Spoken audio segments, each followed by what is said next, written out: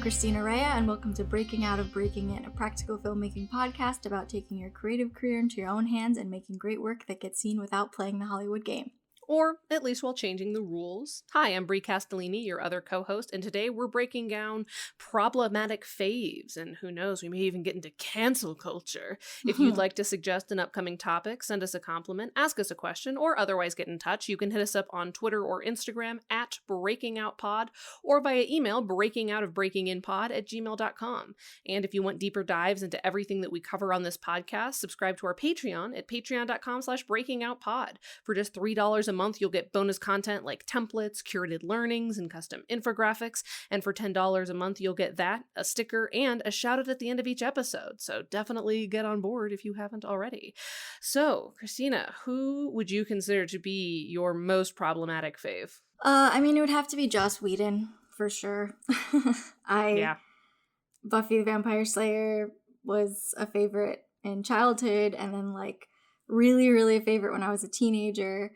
Through reruns. Very formative. Yeah. And I can't say that I love all of his other work. I definitely don't. I stopped caring once he kind of entered the superhero world, but all of his TV work I watched, and definitely, a huge influence writing-wise. Yeah, same. Even though I didn't see his until pretty long after, or all of his work until pretty long after childhood, it was definitely formative as I got into TV writing. I would say my probably biggest problematic fave is always going to be J.K. Rowling, because Harry Potter was my formative piece of media. It was my entire personality, and I made so many friends around it, and it was such an important series to me because I was growing up literally with the characters. The last book I think came out right before I went to college, so right around the same age, and it was just I think my particular age group, the 3 to 4 years around my age, that if you got in early enough, that was just your childhood. So unfortunately will always be very, very important to me. But, as is the topic of this podcast, there's a lot to unpack. It is. Because, I don't think that Harry Potter's perfect. I certainly don't think that J.K. Rowling is perfect. I don't think Joss Whedon is perfect. And I don't think Buffy is perfect, And I do think that it's hard to navigate, because I am both of the opinion that we must be critical of what we consume, but I am also of the opinion that people should be allowed to like things and not care about anything deeper. If something is good and they get something good out of it, and they're not interested in anything that's happening behind the scenes, I think that that's a fair and probably healthy perspective. Not for everything, but there is this, I feel like there's too much information all the time. There's have you seen the new Bo Burnham special? It came out yesterday. I haven't, no. There's a song in his new special that he produced while in quarantine for a year, about the internet, and it's about would you like a little bit of everything all of the time? And I was like, that's such a good distillation of what it's like to have access to the internet, because I know a little bit about every single person, and I am aware of a little bit of everything happening in the world all of the time, and I do think that that's also bad. So anytime this topic comes up, I am conflicted, because on the one hand, again, yes, it is so important that we critically examine the media that we consume, and that we are critical of it, and that we demand better, because media absolutely influences culture, which we've talked about at length.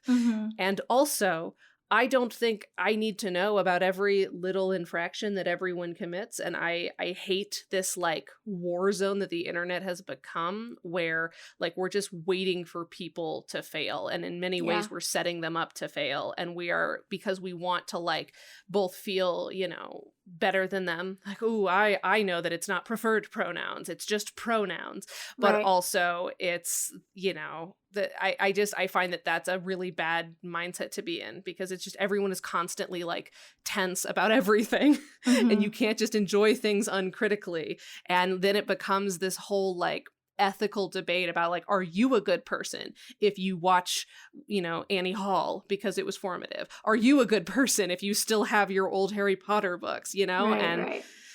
So there's a lot to unpack. Is there a place that you would like to start? I really don't even know. I think there's the people that like to say that you should separate the art from the artist. I think maybe starting there with that statement. I think that fundamentally you cannot separate the art from the artist, because as an artist, I know that who I am, how I see the world, my life experience, my trauma, my privilege, all of those things play into the stories I tell and how I tell them. And so I think that on principle, at least for me, like navigating all of this, I cannot separate. I often have to think about who's behind the story, even if, you know, I love it and don't see issue with it. Like sometimes I don't see issue with something and then I look at the person who made it and then I start to see like things. Sure, it puts it in a new perspective. Right. But I think that there's, you know, nuance to then how you handle that when it is someone who's problematic. For you, do you make a distinction between somebody like Joss Whedon, who is like the writer-director of his work, versus like the one I always go to is Adam Baldwin, the guy who's like the grumpy Republican and everything. Like he's Jane in Firefly. He's somebody in Chuck. I don't remember his name. I love that guy as an actor. He has the worst opinions, really bad opinions, but like just sort of basic Republican stuff, you know? So he's like not a good guy, but he's also not actively campaigning for anything. And for me, I for now at least, until something else comes out, I'm sure someone's going to tweet at us like, you know, Adam Baldwin did blah, blah, blah. But like for me, because he is not creatively involved in the works that he makes, and because the works that he is in have so much like warmth and empathy, and like he is sort of just like a mouthpiece, and he's even playing almost a parody of himself in every role that he has, at least the ones that I've seen him in. I've decided that for that I can consume art with him in it because he is not creatively involved. But it is definitely like, I've never seen, the only Woody Allen movie I've ever seen is Midnight in Paris, which I hated at the time. And then I found out everything and I was like, oh, cool. So now I don't have to watch any of this stuff anymore. Yeah. But I have friends, of course, who, you know, their comedic stylings were formed by Annie Hall. Right. So for me, because Woody Allen is not only like writing, directing, but in them, I can't, especially because I don't have like a background in him, you know, like I don't have any baggage there. I don't have any history there. For him, I'm like, no, I'm not interested. I don't need to see any of it. Even the formative stuff from, you know, many, many years ago, like I'm fine. But, you know, the actor, that's fine. Actors can have bad opinions. Like Chris Pratt is in a lot of stuff that I enjoy. And like, he hasn't really done anything bad. Everyone just sort of agrees. I don't know. Something's off about that guy. I think he has bad opinions. Well, yeah. And who he's like, who his current wife is and who her family is and stuff like that. Yeah. Yeah. And I mean, we could talk about Arnold all day. But yeah, so I find that like actors, I'm a little bit more, not lenient on is the wrong word, you know, but like in terms of where my line is of like what art I will consume, a lot of it does come down to like, do I have a history with this work that like is sort of inextricable, and so to completely reject it doesn't make sense?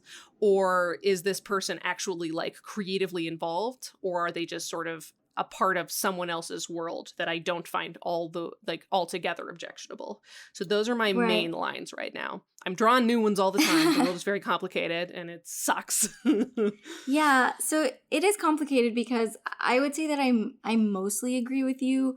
If an actor has like done harm on a set, on the job. Right. Well, and that's a totally different thing. But when it comes to opinions and it's not like their view is coming through in that work, they are just, like you said, saying the lines, being a mouthpiece for someone else who isn't problematic from my perspective, then yeah, I think it can be difficult when you have like whatever her name is. I didn't watch The Mandalorian, but oh god, Gina Carano, yeah. Right, someone who's like inciting violence. And but then it's just like, how do you draw a line, because someone who's transphobic is inciting violence, you know, like there's no anyone who is advocating for the discrimination against any group of people, and that often means like endorsing a Republican candidate who is trying to limit the rights of specific human beings.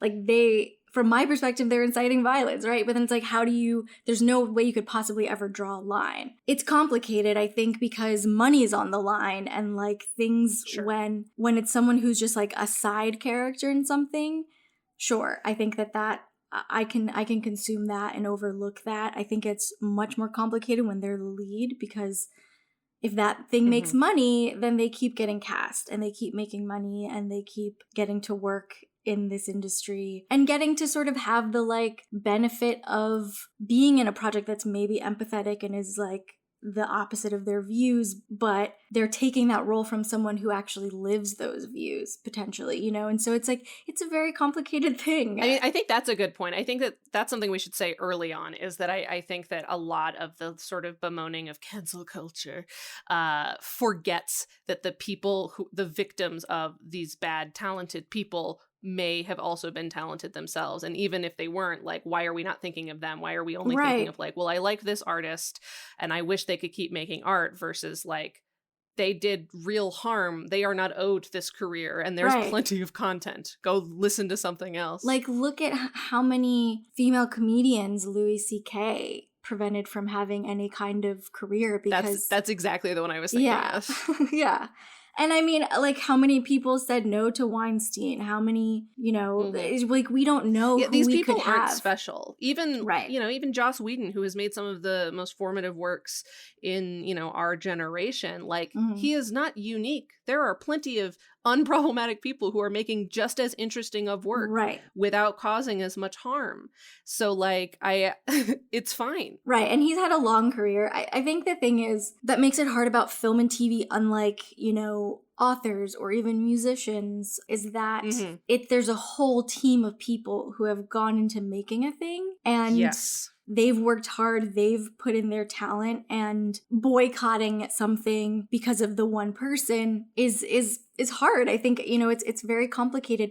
So I think there's a big difference between like Woody Allen having a very singular vision of like, he wrote a thing, he directed it, and he starred in it, and probably, you know, controlled every aspect of it because of who he is and was when making movies. He got to do whatever the fuck he wants. And then you look at something like fucking Manhattan, which is just like repulsive. It's a fucking 40-something-year-old man having an affair with a 17-year-old girl, and it's like a romantic movie. It's a rom-com, and like she's portrayed as the aggressor in it. So like she's pursuing him, and it's like, no, she fucking isn't. Yeah, and also, a lot of times people are like, well, but the woman is the, you know, XYZ, and I'm like, but who's writing the woman? Exactly. If it's a man writing the woman, it's just him. Still, he's justifying it.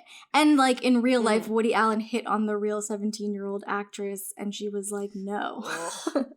And so but yeah, so you're distinguishing that from like, you know, the Buffy writers' room where Jane Espenson and Marty Noxon had voices, wrote specific episodes, were producers, where it's like much more complicated, and there were directors directing specific episodes. It's much more complicated to say like Buffy is an example of Joss Whedon's point of view versus Manhattan is an example of Woody Allen's point of view. Right.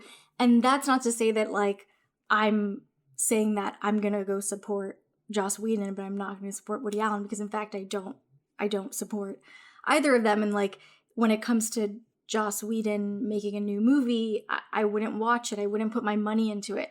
But Buffy is comfort food that I'm never gonna like abandon. You know, it's a huge part of what shaped me. And so it's a matter of like, does me watching my old Buffy DVDs give him money and allow him to keep having a career? No. So I'm not gonna like keep myself up at night thinking about the fact that I'm enjoying this thing that I love that shaped me in a variety of ways. But I am gonna think critically about it. I am gonna think back on like some of the choices he made. Yeah. So, okay, I'm curious, like, because I it's always interesting to me to talk to, like, especially fellow artists and know, like, where your line is. So, like, you'll rewatch your Buffy DVDs because the money's already been paid. He doesn't get money because you're using a DVD player. Does streaming change that? Like, would you not stream it? Streaming is complicated because, you know, what performs well, and that, you know, dictates whether or not that platform maybe wants to invest in an original show by that creator, right? And Right. so I do try to find ways around streaming. For example, like I wouldn't say that J.K. Rowling was a huge one for me, but I do enjoy the Harry Potter movies, and Justin, my husband, loves them. And when we were first dating, for a good, like, I don't know, 3 or 4 years, every September was like Harry Potter rewatch month. Mm-hmm. And Well, that's when they go to school, Christina. right, You have to exactly. watch it in Yeah, September. exactly. Yeah. And, like we haven't done that in a few years, but it's something that maybe we would want to do again. And we don't own them. And so it was always like watching them on whatever they were streaming on, because they were always on something. I think they're on like HBO right now. And so that's a complicated one where it's like, how would we do it as ethically as possible? Because she's someone who still very much is making money in the industry and is not really getting much industry pushback. It's specifically the trans community and allies who are being vocal, but mostly on Twitter, and like occasionally you'll see pieces about it, but it's always the UK on. is a cesspool for transphobes. Like Right. the UK is especially toxic. I mean, not that the US is doing great, but from what I understand, it's like particularly bad in the UK. Right. And even when I do see reporting on it, it's always on, a queer website. It's never on mainstream. Unless unless one of the actors says something, and then like that's news more. The fact that they like kind of counter her. Yeah, and so that's something that I do think about. How will I then potentially watch those movies again and not feel like I'm contributing to the perpetuation of her harmful views and like the platform that she has to spread them. How much responsibility do you think an individual consumer like you or I has? Like, first of all, like how much responsibility, but also just how much do you take it to heart when you have to do it? Because I also always think of like you watch The Good Place, right? Yeah. And like one of the most interesting things that I think that they did was really examine complexly how there is no ethical consumption under capitalism. And they weren't talking about media. Obviously, media is this whole other can of worms. But I do think that it's an interesting framework to consider that like there is no way to be fully ethical, in any kind of consumption. Like, maybe the writer director of a movie is great, but like the AD was a warpath or a date rapist, and so it's like, I know people who go all the way down the rabbit hole and they never enjoy anything. And I think that that's just, that's not sustainable. But I also agree that like when you are aware of something and when you feel strongly enough and you understand the harm that something creates, then, your complicity in it feels bad. And so I'm curious for you, like where you draw the like line for yourself. Where do you go just like, well, if we just get the DVDs, then, that's a one-time purchase, but then it's never going back into her pockets, and we're a single, person, but also, every vote counts. So one purchase still feeds, so like there's so many pieces, like, where does it end? Yeah, it's hard. It is kind of a case-by-case thing. That's why I try not to judge anyone who operates in I'm just going to watch what I like and just enjoy it. I do judge people who won't engage in the conversation, who want to be blind to it. There are so many things that I love that are also problematic from a 2021 lens, like not even the people involved, but like the comedy or some of the jokes or, there's so many things that are just like part of the culture that we didn't question then. Or even if I did, like there's so many things that I found, racist against like Indian people as someone who's of Indian descent, and like still loved it, even though I really hated that they did that accent that time, So there's so many things that I love and want to talk about and dissect, and also want to like talk about the ways in which it's problematic and an issue. And so I judge people who don't want to do that, who don't want to hear any criticism and don't want to like acknowledge the ways who just in which immediately reject it, like, ugh, just enjoy things. Yeah, right. But I don't judge people who are just like, you know what? I'm one person. I can only do so much. I'm like everything's so hard because it is so. And The Good Place is a perfect example of that. You want to buy a fucking shirt and it's just like, how much Googling do you have to do to know who made it and where it was made and was someone abused along the way? And like, it's almost so impossible to really, and then in order to find that shirt, you have to spend so much money that it's like, can you even afford that? And so there's just so many issues. And I understand people who want to unplug from that, like necessity when they're just trying to relax and watch something. But so for me, that's why I try not to draw hard lines. It's more of like, let me do the best that I can in this given scenario if I really want to watch this thing. And I will say it's honestly not such an issue because not a lot of my favorite things were made by people that are still alive that are that were problematic. Sure. So like, you know, I love Hitchcock, like Hitchcock movies. I'm not going to think about where my dollars are going if I want to rent Psycho, even though he was a fucking piece of shit. Sure. Like, it's not going in his pocket. It's probably going in someone's pocket who's problematic, but I like can't do that deep dive even if I had access to that information. Like, I can't do that if I just want to watch Psycho, you know? I think that also probably carries over to people who have been like solidly taken out, like Weinstein. Like I don't even know how many movies Weinstein touched, my God. you know, but like he's gonna die in prison any minute now. Like, so I don't feel bad about watching that kind of stuff. Right, exactly. I mean, there's not a 90s movie that he didn't touch that I like, that I, you know, don't love. Like Scream, every fucking like slightly independent movie he touched that came out of the 90s and early 2000s. And those are most of my favorite movies. The thing though I sometimes will think about is like, can I watch this without thinking about the real life thing? Because there are certain things that are ruined for me that I have a hard time going back with. Like an example, I do have a hard time with Aziz Ansari on screen. Yeah, so I wrote that down. I'm curious your take because this was one that I think a lot of people were split on because it was like the stuff came out like at the peak of Me Too, like the first wave of Me Too kind of stuff. And I'm always like really curious because my take on it, especially like as things were sort of falling out around it, was at least initially, it seemed like a bad date and like a guy I wouldn't recommend my friends date. But it didn't seem so like, especially because it was one weird date and there didn't seem to be a lot of other stuff that came out afterwards that I was like, I'm not certain why this was published. It feels like a very personal one, like person to person thing. And I mean, I feel weird looking at him sometimes, but like usually he's in, like, I'm not going to watch Master of None again, but like, you know, if he's in I can't watch Parks and Rec without seeing him. And at least my understanding of the situation, I was like, I don't know. I feel weird about it now, but not at, you know, I don't have a distinct opinion. So I'm curious, like, what was your takeaway from that? I thought it was very poor reporting. I think that was like number one of the way it was sort of put together and put out into the world. I do think that Aziz Ansari is conditioned the way most men are conditioned, which is to pursue and convince, because women are conditioned to be chaste and to say no, and but not really to mean it.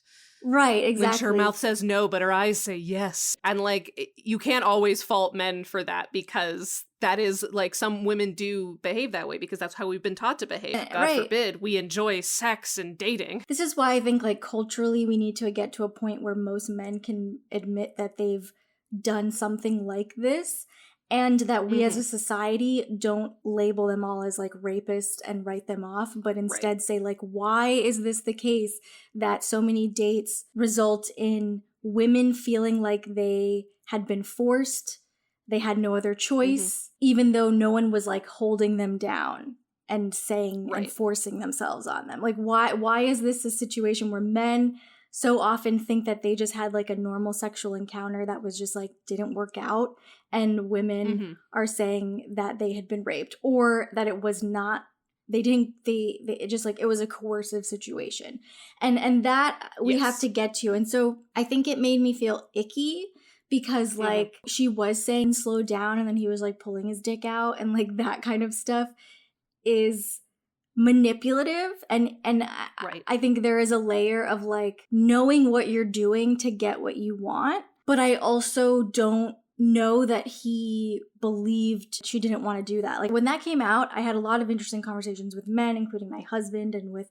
like other straight cis men in my life who had a lot of sex in college. And what I thought was good that came out of that was that a lot of men started to think back on their own sexual experiences and started to unpack like how they view that now versus how they viewed that then. And there was like a level of hope for me that came out of that, but it was also really frustrating and disappointing to see that it was in such a binary way online, that it was just like men being like, that's not rape and that's just a bad date, and like women are liars basically, and then some women being like, no, he's a horrible person, a lot of that.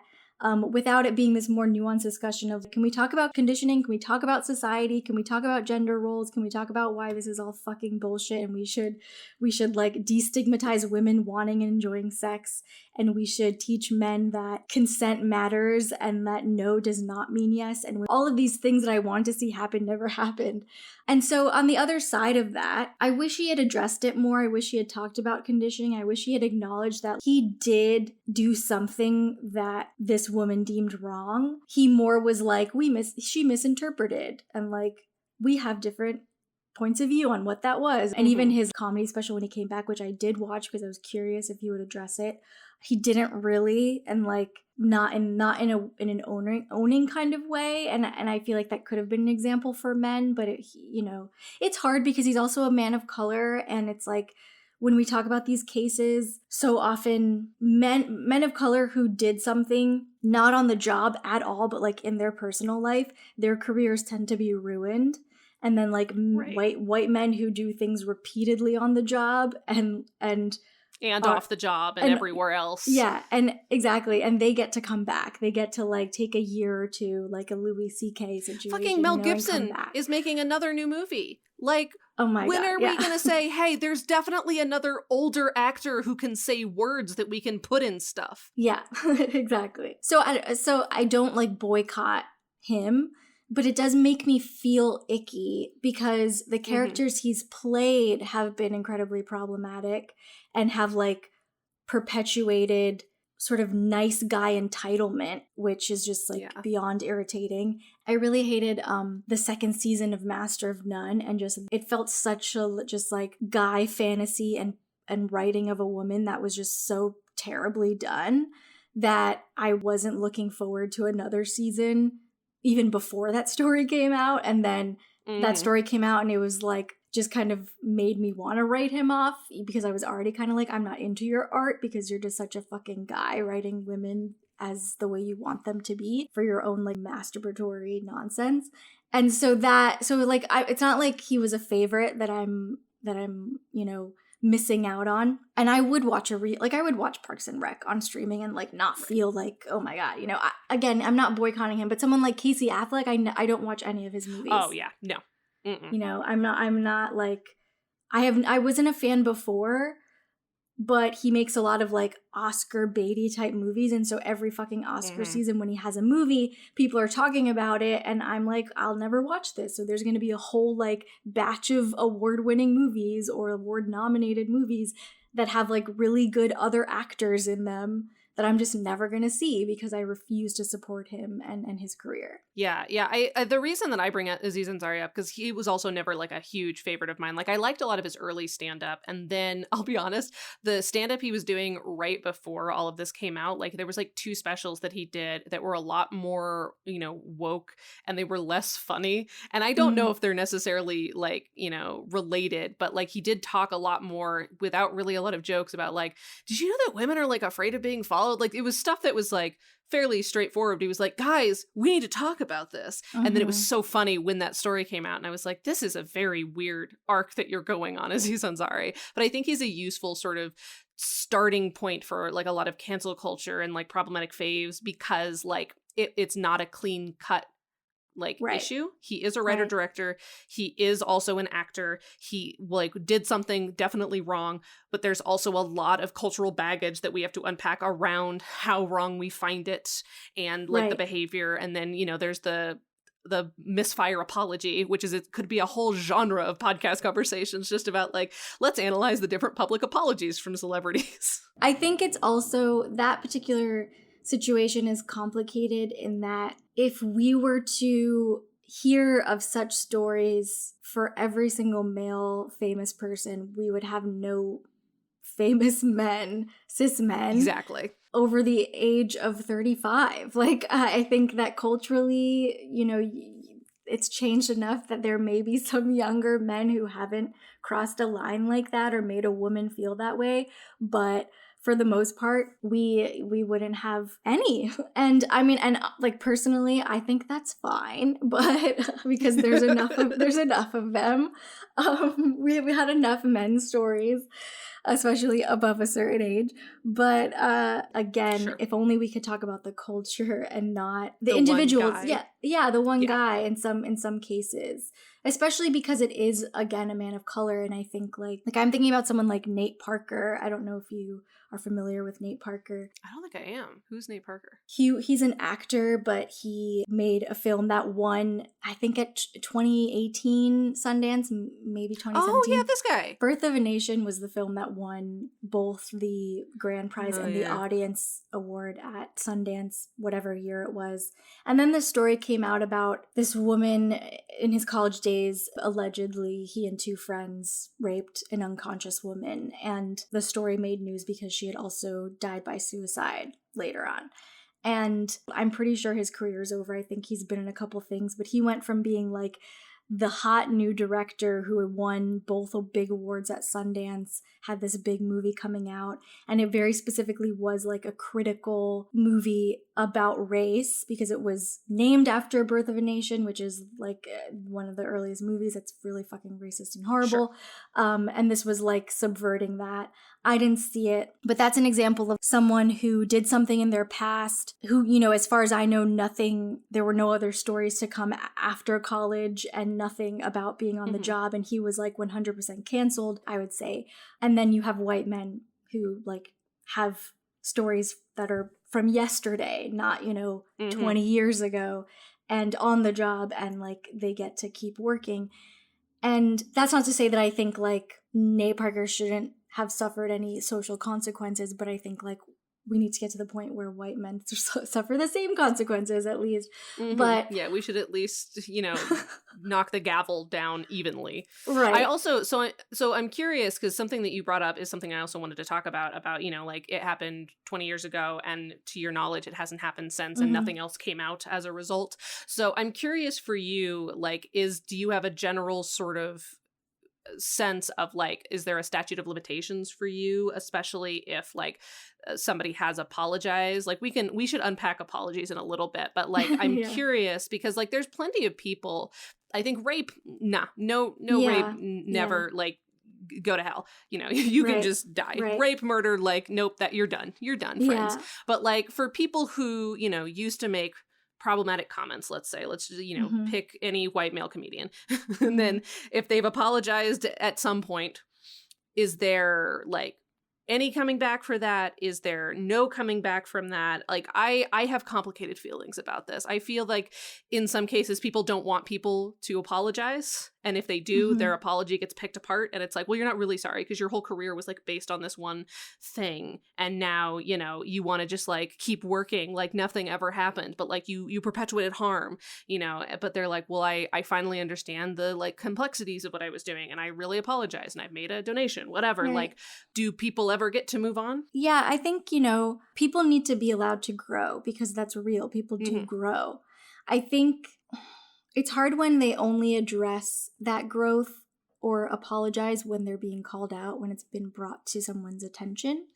Like if someone did stand up and they made a bunch of homophobic jokes for like a decade and they've had a career that's gone on since then and they've made a bunch of movies, and like in those movies there's good representation of queer characters and they've vocally supported the queer community and they've said things that counter what they used to say even if they haven't apologized. I think like, yeah, that's fine. Like they should be allowed to grow because we all grow. We've all been problematic at that turning point. We're all problematic at some point until we like catch up, right?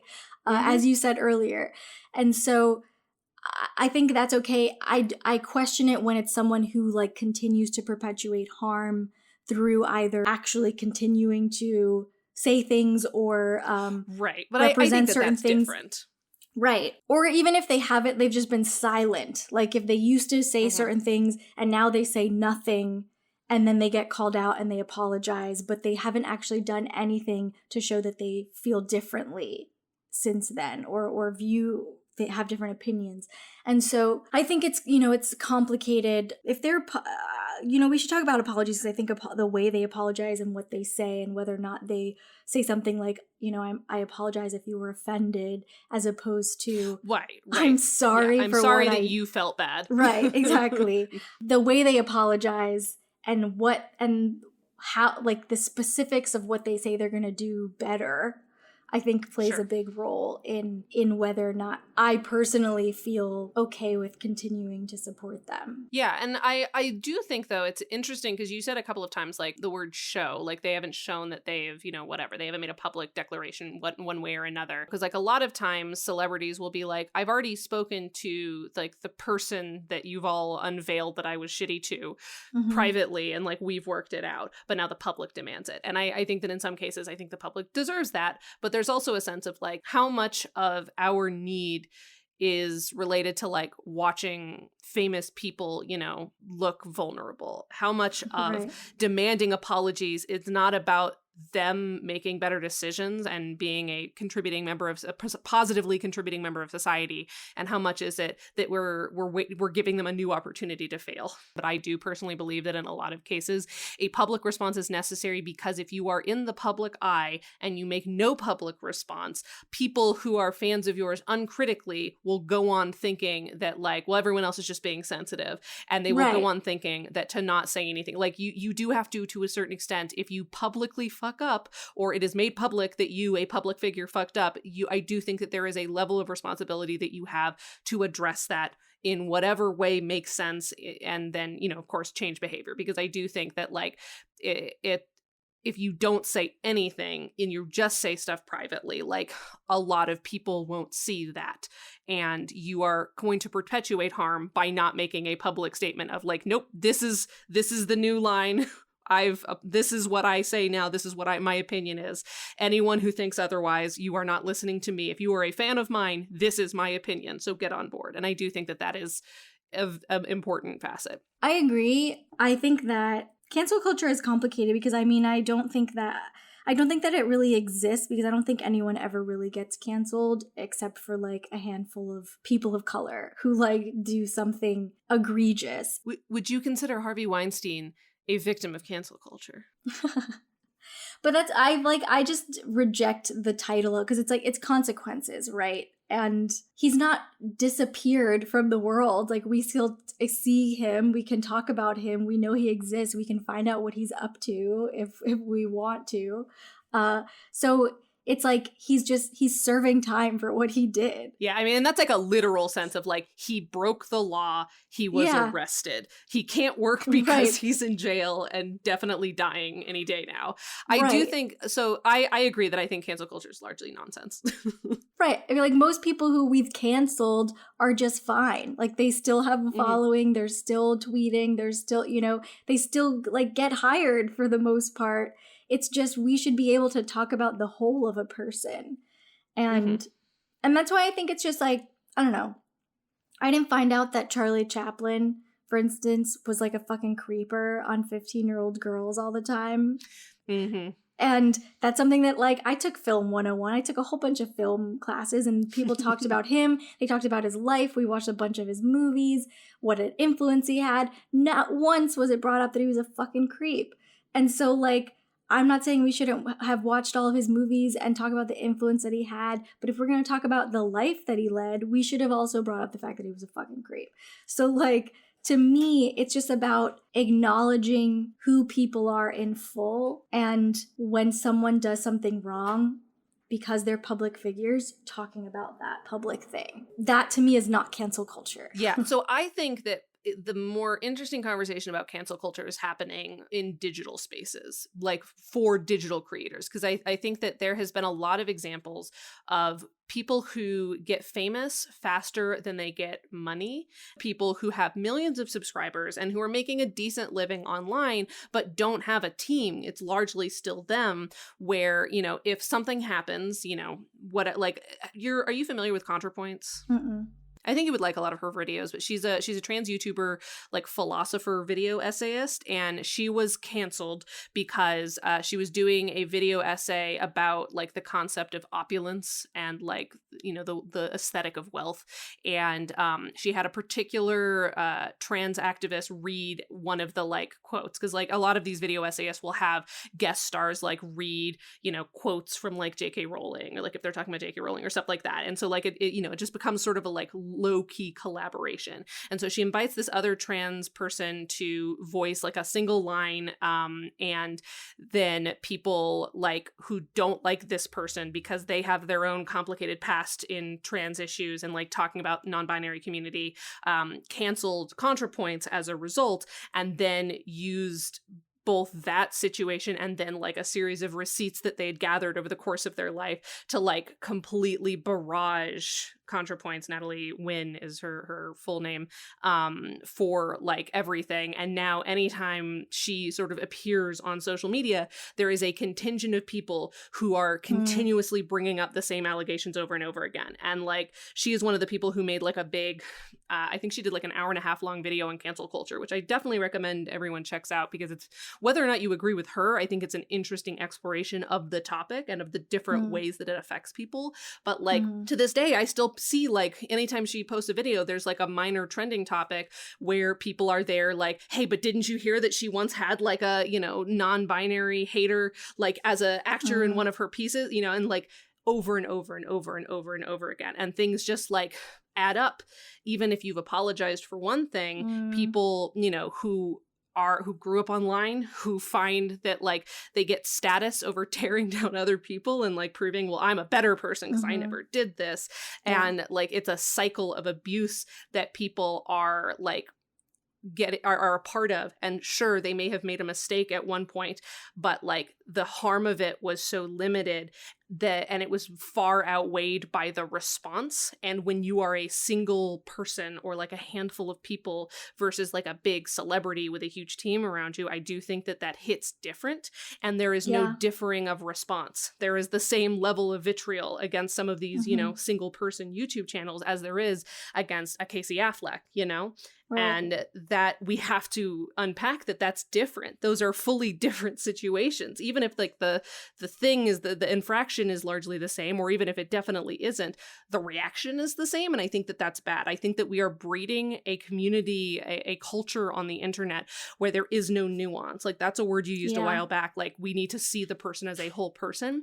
And that's not a popular opinion these days. And in some cases, full monster, absolutely. But in other cases, a person with no like anything going between them, with no one to like ask before they tweet, and then to be tormented for the rest of their existence for, you know, a single mistake that they have apologized for, but not everyone has seen the apology, as has seen the offending comment.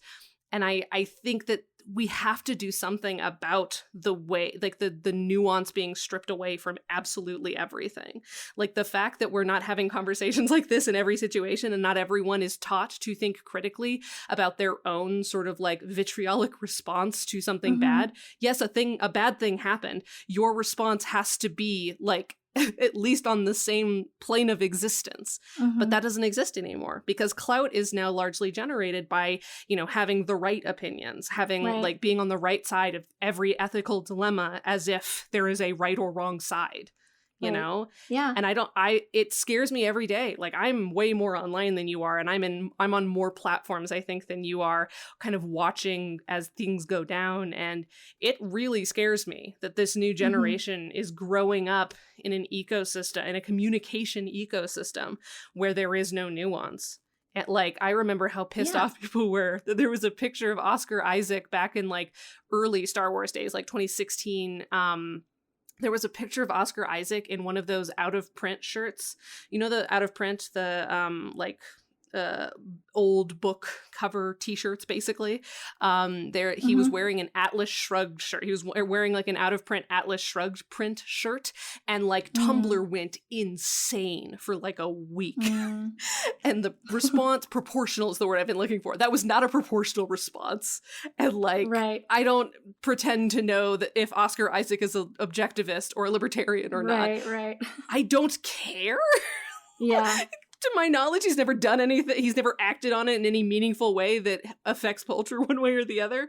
But like the fact that a man who everyone generally liked can wear an Atlas Shrugged shirt, which is not a statement, it's just a shirt. And to have the entire response be so like, all right, he's canceled. Oscar Isaac is bad. Nobody can like him. Nobody can watch Star Wars. Like, obviously that didn't get very far, but that is the kind of opinion that like so much of the internet has at this point. And when we do that on that minor of a level, like one step further of infraction, and like they go ballistic. And I don't know how to fix that as, you know, a single person, as a person with any level of platform. Like, how do you fix that? How do we add nuance back to the internet when we're barraged by information all the time and you're not ever going to have enough information to fully, you know, judge a person's soul, you know? Yeah. How do we navigate this? I mean, I really don't know. I agree with you that just like can't be the way that we engage. I think that if I ever got to a certain level of fame, which I really don't want, I mean, like I think maybe unique in that I want to get to a level where I can like make stuff and make enough money off of that stuff that I can keep making stuff, but I don't want to be walking around and being recognized. Like that seems like the worst case scenario in life for me.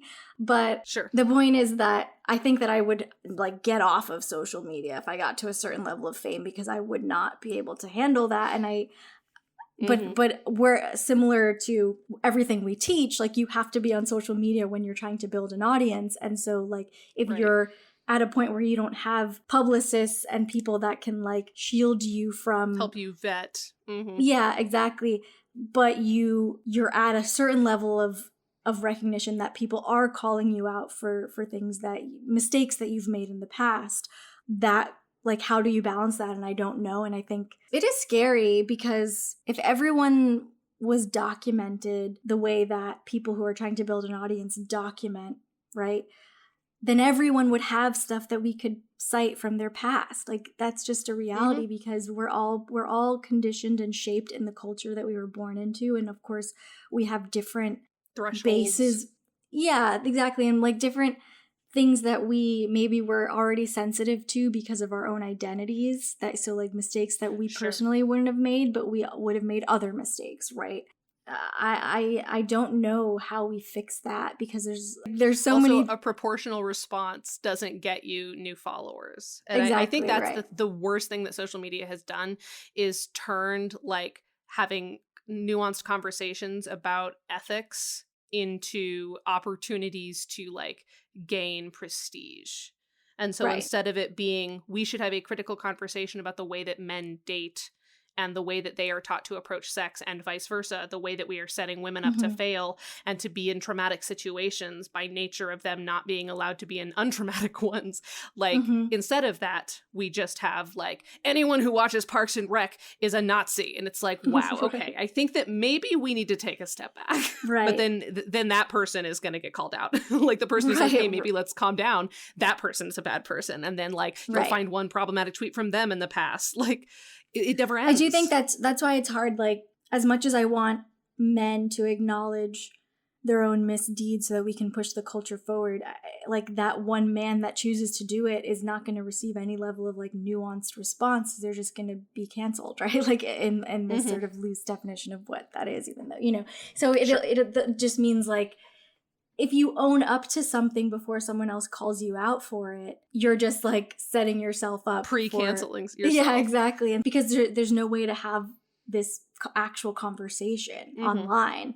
But I think that at the same time, I like to believe, I don't know if this is true, because I don't have any data to cite, but I like to believe that while people may be reacting a certain way online, there are also more conversations like the one we're having happening. And like the private conversations I've had, like after the Aziz Ansari thing, while it did feel like this binary was happening online, I also participated in a lot more nuanced one-on-one real life conversations with people whose like perspective maybe did shift a little bit. Worth mentioning that happened outside of a pandemic. And I think that that's something that makes me really nervous, because right now most discourse is happening on the internet virtually, where we're all just stuck in this like chamber of misery. All I can do is sit in a room and hear about miserable things all the time. And if I don't, mention Palestine enough on my Twitter feed, then I'm a Zionist. And it's like... Right. Yeah, we're recording this during like the height of that particular online debate, I guess, that's happening. Yeah, the debate about whether a genocide is fine or not. I'm curious from your perspective, Christina, because obviously both of us have like activist leanings, even if we wouldn't maybe necessarily call ourselves activists. But what I'm curious about is like the sort of celebrity activist dichotomy, because I think in some cases, like asking celebrities to be activists is itself problematic. Especially because like activists are highly educated people who dedicate their lives to understanding the like issue and the ramifications and the culture around that issue. And most celebrities, especially when the like activism is foisted upon them, are not prepared for that, and are frankly, even if they're on the right side of things, not like helpful. Like Mark Ruffalo recently spoke up. Well, he like said something about Palestine and then he took it back. And then he backpedaled. And he's also been an activist for a number of other causes. Like he's big in the climate activist world, and he's done a couple of things there. And it's like, well, should we be looking to Mark Ruffalo for opinions on the Israeli-Palestine conflict? Like, did he need to say anything? But like, he's a celebrity activist. It comes up, And I wish we didn't care what celebrities thought. That's not their job. It's complicated because I do think, okay, first of all, I think a million times the power that you and I have, and exactly. It would be cool if people in power could use it responsibly. Right. And like people who I find out about things I didn't know about, like injustices in the world, by specifically following activists, right? But if you're not someone who is interested in being socially aware, but if you knew about something, you would care, but you're not seeking out that information, but you follow a bunch of celebrities because that's what you care about. You care about celebrity culture, and these celebrities are sharing these things that are making you aware. So like, I do appreciate celebrities who speak out, because I know that they are going to reach a lot of people who are never going to seek out that information themselves, unfortunately, because that's like the culture that we live in. What's complicated then is when they get harassed for not speaking out about every single thing equally. When it's like a white celebrity who has a platform and isn't saying anything, part of me like just knee-jerk reaction is to judge them a little bit for like not using their platform to counter their own privilege when they are the beneficiaries of a structure. Yeah, and I think that's important. I think that's an important framework, because like, I shared a lot more about like the George Floyd protests than say Israeli-Palestine. I don't have a dog in that race, right? Like I'm not Jewish, I'm not Middle Eastern, like I have literally nothing to do with this conflict. And while I have my opinions, I don't necessarily know if myself or anyone that I know, frankly, is going to be useful in this beyond like being aware, and if some shit is said, maybe trying to respond. But like in my that's not really my place, and I'm not a beneficiary one way or the other of that. Versus obviously George Floyd, I am a white woman in America. I benefit a lot from being a white woman in America. And, that was that seemed to be where I wanted to put my energy more. Yeah, I think it is complicated because, a lot of the like criticism of people who have spoken out about Israel and Palestine has been like, why aren't you saying things about other injustices in other countries? Why are you only talking about Israel? But the issue is that American dollars fund Israel and like specifically their weaponry. So it is that we as Americans, like who we vote for, and then how they vote in Congress does influence that particular conflict. And so I do understand the people who are really pushing for people to say something about it because it's American dollars. So like it is us versus like a push for, I mean, it's hard to even say that like any country's conflict isn't rooted in fucking American imperialism. Sure. So it's like really hard to say that there's any situation where we don't have where our hands are fully clean. Yeah, because we're just the worst. The point is that like I don't think that we should get on people for not saying the exact thing that we expect them to say on social media at the time that we expect it, because we don't know what they're doing offline. We don't know where they're donating money. What I think that where there can be criticism is when they're saying something online, but then we know that they're like putting money into the opposite, cause. Right. The hypocrisy is rough. Right. Or when they are benefiting from something and saying nothing, or, when something that they did fueled something in the future and they are taking no part in attempting to dismantle it. Right. But activism does need to a certain extent to be personal. Yeah. And I do think that it's important to not cancel people for not making a fully impersonal issue their own. And I'm not saying specifically Israeli-Palestine. It's just that happens to be the zeitgeist of the week in terms of activism and celebrity circles. And I think that maybe we should just, everybody needs to calm down. That's my official opinion of your favorite problematic, is everyone needs to calm down. I think we're in a situation because of the pandemic over the last year where so much of people's lives have been online. And like I know that I used to like rarely share things in Instagram stories, and now I'm at the point where I have something in my story going every single day because I just like I see something and I share it. I see something and I share it. And it's usually like trying to keep something relevant when it's no longer in the zeitgeist. Because I also know that I have certain family members who follow me on social media who either are not politically engaged. I mean, none of my family is like Republican, but I have a lot of centrist extended family. Yeah, same. And so there's a lot of stuff that I share specifically for them to like put it in their faces for like 7 people. Because I want them to be confronted with something. But I have been trying to wean myself off of that lately because I'm like, this is not healthy. I can't live in this way where like I feel compelled to say something about everything always. That cannot be how I live my life. I need to, because I know that I am paying attention to who I vote for. I am looking for organizations, activism organizations to give money to volunteer my time to. I know that I am doing the work offline, and I cannot, like, it's not good for anyone's mental health and definitely not my own to feel like I also need to show that off through performance. That can't be our barometer for whether or not someone's doing their part. And we have, and like I catch myself doing it too, where I'm like, oh, so and so I noticed they didn't share something about this, but they shared a bunch of stuff about that. And then I have to catch myself and be like, well, I don't know what they're doing offline, and I can't just form an opinion on them on their lack of an Instagram story. Like, that's absurd, right? And so, but I understand how we can fall into that because that's been this last year of like our lives and how people engage and interact. And because we haven't been living them, we've been performing them.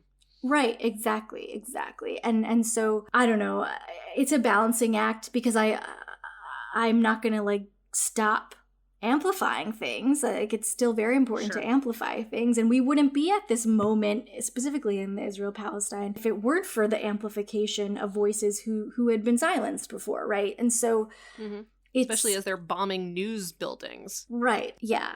Okay, so we veered pretty far off topic. Yes. I have a couple final things that I want to ask. So one thing that I want to ask, because we've kind of danced around this earlier, but I think it's an important thing to talk about. We're a film podcast. What do you think the responsibility is of the cast and crew when working with problematic people, when potentially being hired to work with problematic people? Because I think something we saw like early on in the pandemic is a lot of like actors trying to make better conscious decisions, but that's not always possible when you're like a lower level person. Like, it's really hard to work in the film industry. How much responsibility does a PA have, if like they don't have any jobs and then a Woody Allen movie happens to be filming in their area, right? Like, I'm of the opinion that it's about the people in power. We hold the people in power accountable. And when it's like a really famous Oscar-winning actor choosing to work with Woody Allen, I'm gonna fucking judge them. When it's like a new actor just trying to get into the industry, just trying to like have any kind of role because it is so fucking hard. And this is like one movie that they can get into. It's going to get them to the next level. That'll give them a platform to maybe one day say like I regret doing that, but like it's the only reason I'm able to say I regret doing that is because I did that, you know? Like I'm not going to hold those people accountable. I feel the same about toxic companies. Like you hold the people at the top accountable, not the employees. Like I'm not going to judge anyone for staying in at a company when like there are no jobs, everyone needs to pay their bills, everyone needs to make a living. Yeah, like I have friends that work at Amazon in like their web services department and their engineering departments. Yeah, I mean, oh my God, so Minnie many tech Kaling companies has a movie streaming with Amazon Prime. Like, right.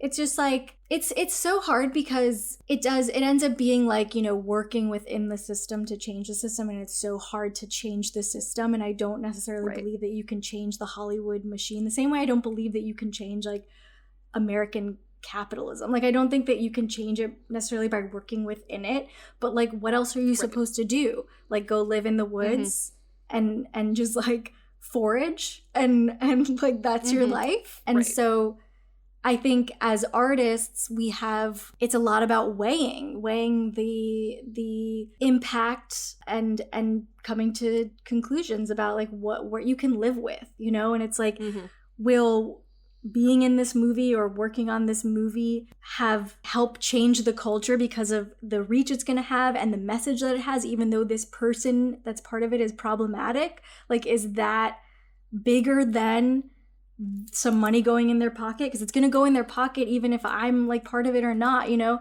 And so trying to make the best decision in every scenario, and that every scenario is its own unique thing. And giving yourself a break when you find out, or when you're just tired, you need something, you're going to order from Amazon. You know, you're just tired, you need something, you want to rewatch Buffy, you know? And it's like, I mean, if going back to The Good Place, Chidi, I think, is the most, like, the best character in so many ways, just because like he exemplifies the constant torment of like keeping yourself to such a high standard that like every choice is agony, and that is no way to live. And I appreciate that the show went in the position of like Chidi's also in hell. And like because that his constant agony made other people around him agonize, whether it was because he was irritating to them or because he just made them feel bad about everything they did. And that also has consequences. We live in a society, you know, no man is an island. We do affect one another, and it is not fair to like to make everyone feel like they're on edge all of the time.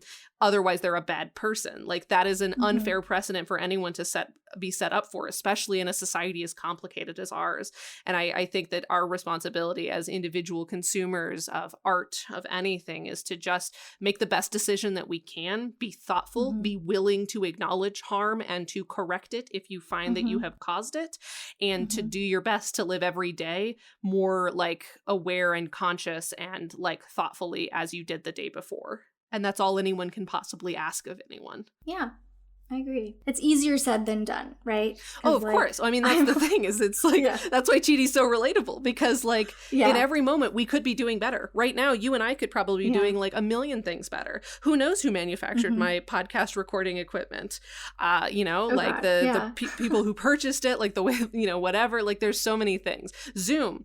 Oh my goodness, let's talk about Zoom, which is what we're using to talk to each other right now, and which we now pay for in order to have easy access to guest audio and backup audio.